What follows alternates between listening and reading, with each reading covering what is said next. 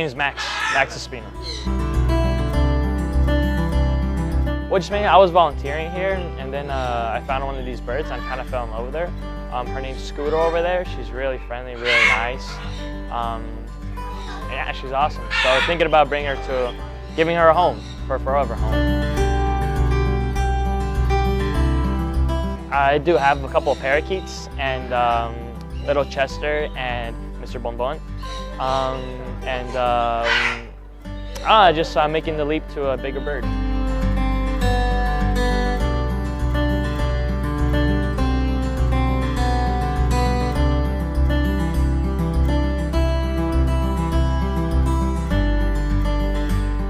I mean, they're just great animals. They're really kind, really sweet. They're really intelligent, so that's like one really good thing. And they're just fantastic birds, fantastic creatures.